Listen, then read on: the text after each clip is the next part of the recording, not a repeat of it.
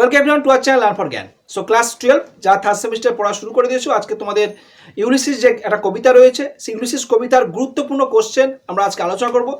তো অবশ্যই প্রচুর বন্ধুদের শেয়ার করো, ফার্স্ট টাইম চ্যানেল সাবস্ক্রাইব করে দাও, ভালো লাগলে অবশ্যই লাইক আর কমেন্ট করতে ভুলবে না। একটা তোমাদেরকে ইনফরমেশন প্রোভাইড করে দেই, দেখো যারা রেগুলার পড়াশোনা করেছিল 12-এ কিন্তু তাদের রেজাল্ট বেরিয়েছে, খুব ভালো রেজাল্ট করেছে, বাট যারা ফাঁকি মেরেছে তাদের রেজাল্ট কিন্তু খুবই খারাপ হয়েছে। তো তোমাদেরকে বলবো অবশ্যই তোমরা রেগুলার হতে পড়াশোনা করো, তোমার রেজাল্ট কিন্তু উচ্চ মাধ্যমিকে খুব কাজে লাগবে। তো একটা বছর যাতে গ্যাপ না হয়ে যায়, তো সেই কারণে বলবো সম্পূর্ণ ক্লাসটা দেখো, প্রচুর বন্ধুদের শেয়ার করো, আমাদের হোয়াটসঅ্যাপ টেলিগ্রাম গ্রুপে যুক্ত হয়ে যাও, হোয়াটসঅ্যাপে যুক্ত হতে পারো, টেলিগ্রামে যুক্ত হতে পারো, সব জায়গায় ফ্রিতে পিডিএফ প্রোভাইড করা হয়, সেটা কালেক্ট করতে পারবে, বেটার রেজাল্ট করতে সব সাহায্য করবে। Okay, so don't waste time, let's start. দেখো প্রথম কোশ্চেন আমরা ইউলিসিস থেকে করছি, ইউলিসিসের সমস্ত কোশ্চেন তোমাদেরকে প্রোভাইড করে দেওয়া হবে, আর কোনো রকম কোয়ারিজ তাহলে অবশ্যই কমেন্ট করে জানাবে। প্রথম কোশ্চেন আছে, দেখো হোয়াট টাইপ অফ পোয়েম ইউলিসিসটা কী ধরনের? তো এটা অবশ্যই তোমরা জানো ড্রামাটিক মনোলগ, এবং যদি বলা হয় কীভাবে লেখা হয়েছে অবশ্যই ব্ল্যাঙ্ক ভার্স, সেটা খেয়াল রেখে দেবে। তারপর নেক্সট কোশ্চেন আমরা চলে আসি। নেক্সট কোশ্চেন তোমরা এখানে দেখতে পাচ্ছ, নেক্সট কোশ্চেন এখানে দ্য পোয়েম ইউলিসিস কবে লেখা হয়েছে? 1833 সালে লেখা হচ্ছে। কবে পাবলিশ করা হয়েছে? 1842 সালে পাবলিশ করা হয়েছে। তার পরবর্তী কোশ্চেন তোমরা আমি স্টেপ বাই স্টেপ বলে যাবো, তোমরা অবশ্যই বইটা তোমরা চাইলে পারচেস করে নিতে পারো। 4 নম্বর কোশ্চেন, ইউলিসিস লিখেছেন কে? কার লেখা? অ্যালফ্রেড লর্ড টেনিসনের লেখা। তো অবশ্যই তোমরা খেয়াল রাখবে, এবং ওনার কোন যুগের কবি? ভিক্টোরিয়ান যুগের পোয়েট, অর্থাৎ ভিক্টোরিয়ান পোয়েটটা খেয়াল রাখবে। এই যে কবিতা ইউলিসিস কবিতার হিরোকে, হিরো হচ্ছে ইউলিসিস, এবং এর সমস্ত ব্যাকগ্রাউন্ড ইন ডিটেলসে এক্সপ্লেন করে এই সমস্ত টেক্সটটা অ্যানালাইজ করে দিয়েছি। যদি কারোর সমস্যা অবশ্যই সেই ক্লাসটা দেখবে। ইউলিসিসে কোথাকার মানে কোন মিথোলজিক্যাল হিরো? অবশ্যই গ্রিক হিরো, এটা খেয়াল রাখবে। এটা লেখা হয়েছিল কোন ফর্মে লেখা হয়েছিল? এটাই তো বলা হচ্ছে ব্ল্যাঙ্ক ভার্সে লেখা হয়েছিল। নেক্সট এখানে যে king the speaker describe himself as a king, কেমন রাজা হিসেবে নিজেকে বর্ণনা করছেন? একজন আইডল রাজা, মানে অলস রাজা হিসাবে, লেজি কিং আর কি, বা inactive. By this still hearth কি রেফার করছে? The floor of a fireplace এর ফ্লোর, মেঝেকে বলছে ফায়ার প্লেসের। Next question, by this still hearth এখানে কি সিম্বলাইজ করছে? তো ডোমেস্টিক লাইফটা যেখানে থাকবে সেটাকেই তোমার নেবে, ডোমেস্টিক লাইফটাই কিন্তু এখানে সিম্বলাইজ করছে, যে জীবনটা ওনার ভালো লাগছে না, সেই জীবনটা ইথাকায় থেকে ইথাকার রাজকাজও রাজপাট চালাতে ভালো লাগছে না, এবং তার এজেড ওয়াইফের সাথে, বয়স্ক ওয়াইফের সাথে কোম্পানি দিয়ে সঙ্গ দিতেও তার কিন্তু আর সেই সময়টা নেই, সে চাইছে অ্যাডভেঞ্চার করতে। ওয়াইফের নামটা কি তোমরা কমেন্টে জানাবে, যারা পড়েছো অবশ্যই জানবে, তো আমি বলে দিচ্ছি পি দিয়ে নাম, তোমরা অবশ্যই কমেন্টে জানাবে। The law given to savage race, এই বর্বর জাতির জন্য যে আইনটার কথা এখানে উল্লেখ করা হয়েছিল, আইনটা কেমন ছিল? ইকুয়াল ল অথবা অসম আইনের কথা কিন্তু উল্লেখ করা হয়েছিল। 13 নম্বর কোশ্চেন তোমরা দেখতে পাচ্ছ, স্যাভেজ রেস হড স্লেভস ফেট, এই সমস্ত বর্বর জাতিগুলো অর্থাৎ ইথাকার যা বাসী ছিলেন তারা কি করতেন? তারা খাওয়া দাওয়া করতেন, সঞ্চয় করতেন, ঘুমোতেন, এবং রাজা যে ছিল ইউলিসিস তাকে জানে না, তার সম্পর্কে জানে না, সে কি চায় তারা বোঝে না। সো এটা হচ্ছে সঠিক অ্যান্সার। নেক্সট আমরা চলে আসি। নেক্সট 14 নম্বর কোশ্চেন এখানে দেখতে পাচ্ছ, the speaker can not rest, speaker যিনি ছিলেন বক্তা অর্থাৎ ইউলিসিস স্বয়ং নিজে, যেহেতু ড্রামাটিক মনোলগ তোমরা বুঝতে পারছো। তো অবশ্যই এখানে তিনি ট্রাভেল থেকে কখনোই অবসর নিতে চান না। I will drink life to the lees, জীবনটাকে উপভোগ করতে চায়, একদম শেষ তলানি পর্যন্ত উপভোগ করতে চায়। লিস মানে হচ্ছে ড্রিক অ্যান্ড স্যাডিমেন্ট, দুটোরই মানে কিন্তু তলানি আর কি, শেষ অবধি আর কি, জীবনটা শেষ। যেমন জল পান করলে আমরা জলকে বই না, শেষ গ্লাসের শেষ বিন্দু পর্যন্ত পান করে নেওয়া, সেরকম আর কি। দ্য রেইনি হাইড্রেস কী সিম্বল করছে? রেইনি হাইড্রেস সিম্বল করছে যে স্টর্মি ওয়েদার, যেটা turbulent sea and stormy weather. Turbulent মানেও যেমন হচ্ছে তোমার ওই অশান্ত সমুদ্র, আর ঝড়ো ওয়েদারের কথা কিন্তু বলা হচ্ছে উইথ রেইন, বৃষ্টিপাতের সঙ্গে। গ্রিক মিথোলজিতে হাইডেস অ্যাকচুয়ালি কি? হাইডেস হচ্ছে তোমার গ্রুপ অফ নেম, এটা জলপরি দল, বা তোমাদের থাকতে পারে গ্রুপ অফ 7 স্টার থাকতে পারে, সেটা যেটা থাকবে অপশন তোমরা সেটা নিচ্ছ বা সেটা নেবে। ভেক্স দ্য ডিম সি, ফ্রেশ সিম্বলাইজেস, মানে ভেক্সড, এই যে ফ্রেশটা বলা যায়, ভেক্সড দ্য ডিম সি, উত্তাল করে তোলে, সেই শান্ত সমুদ্রকে উত্তাল করে তুলবে। সো অবশ্যই এখানে এর দাগ হয়ে যাবে সঠিক আনসার। তারপর next 19 number question, the speaker has enjoy and suffer greatly, যে আনন্দ উপভোগ করেছিল, দুঃখটাকে গ্রহণ করে নিয়েছিল, এক্সপেক্ট করেছিল, সমস্ত কিছু অ্যাকসেপ্ট করে নিয়েছে, যে আনন্দ দুঃখ সবকে অ্যাকসেপ্ট করেছে, কোনো কিছুকে তিনি ভয় পেয়ে পিছিয়ে আসেনি। তো সেটা কি কাদের সাথে করেছিল আর কি, উইথ হিজ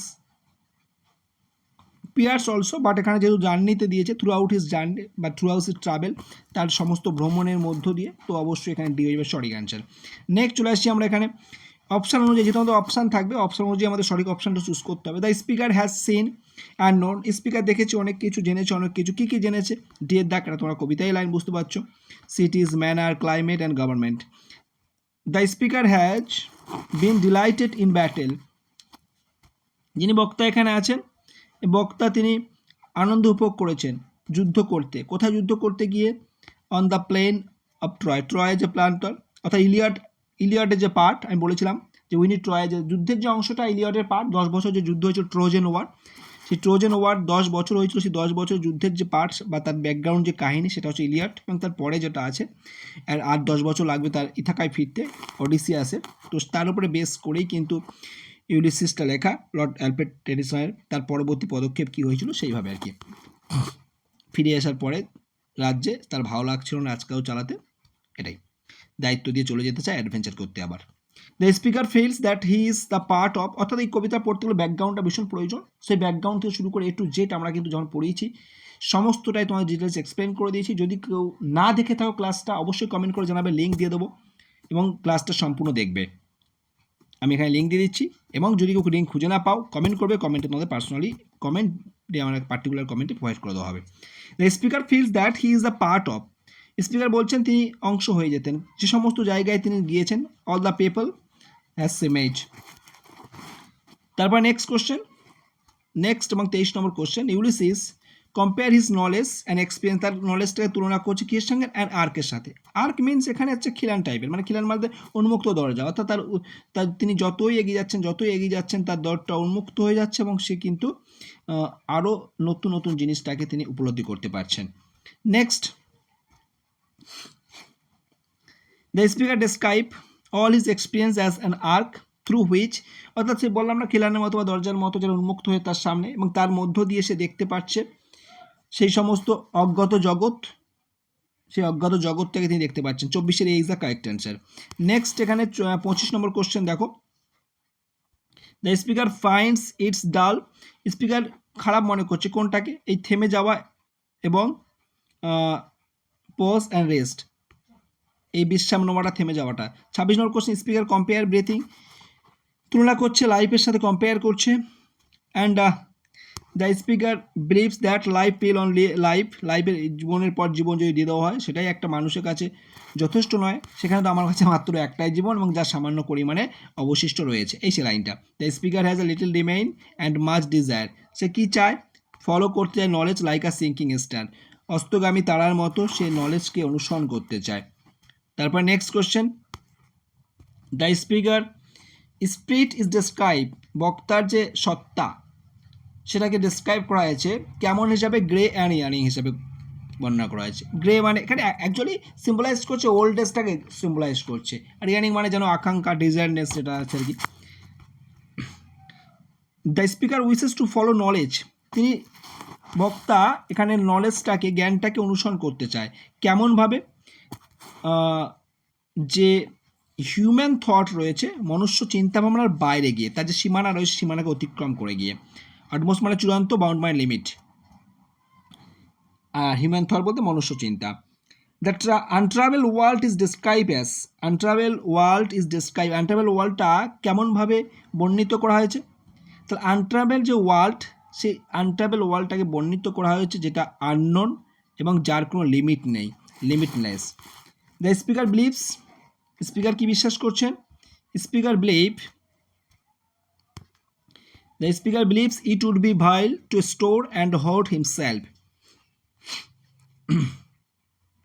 কত দিনের জন্য, তো অবশ্যই তার কাছে সময় নেই, 3 sons তার কাছে, তিনি মনে করছেন হয়তো 3 years তার হাতে রয়েছে, সেটাকে বোঝানোর চেষ্টা করছে।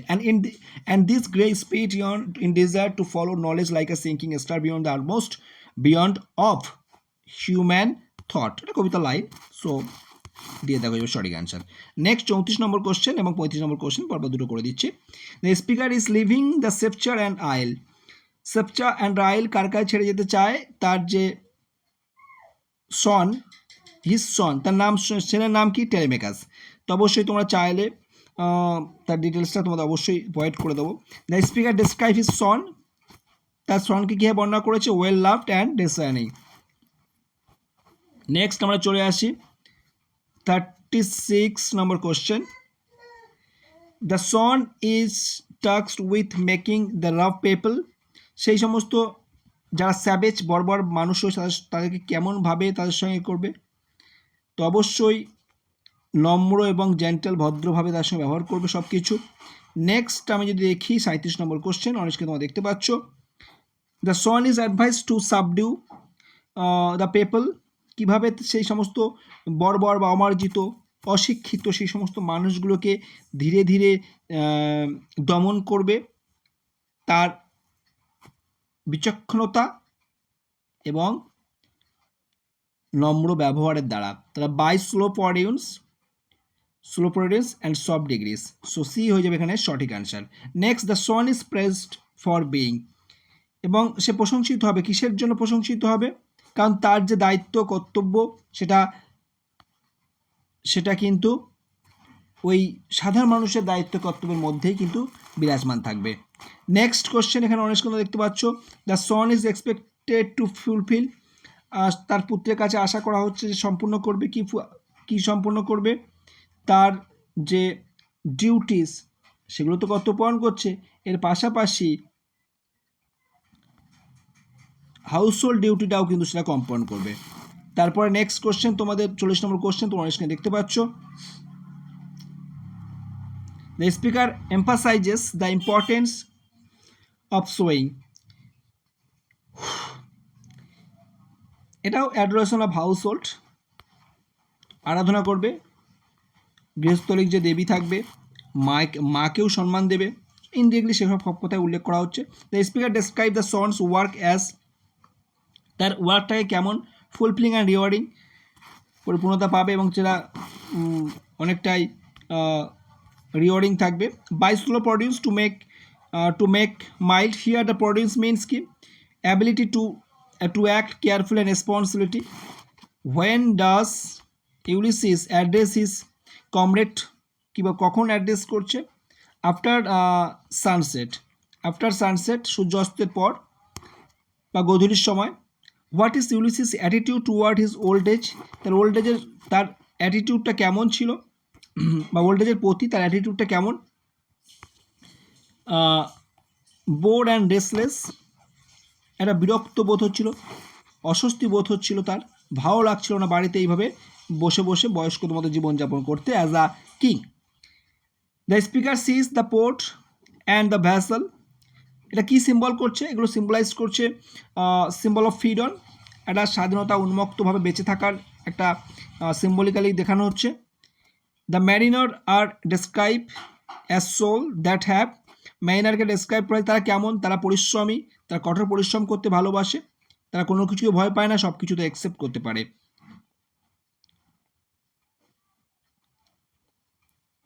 Next 47, according to the speaker the gulf will wash us down. কবিতার লাইন এটা, বা প্রিপোজিশন হিসেবে তোমাদের গ্রামারও দিতে পারে। It may be we shall touch the happy isle. হেভেনের কথা অ্যাকচুয়ালি বলা হচ্ছে, হ্যাপি আইল সিম্বলিক্যালি অর্থ যখন আসবে তখন আমরা বলে দেবো। কবিতাটা তোমরা অবশ্যই বারবার বলছি, আমার পড়ানোটা দেখে নেবে একবার। আজকের second last question, the great hero whom the speaker see. যাকে সেই গ্রেট হিরো যার কথা বলা হচ্ছে, যার সঙ্গে বক্তার সাক্ষাৎ হবে বা দেখবে। অ্যাকিলেস তার ফ্রেন্ড, যুদ্ধক্ষেত্রে তার সঙ্গে যুদ্ধ করেছিল একসঙ্গে আর কি। দো much is taken much is avoids.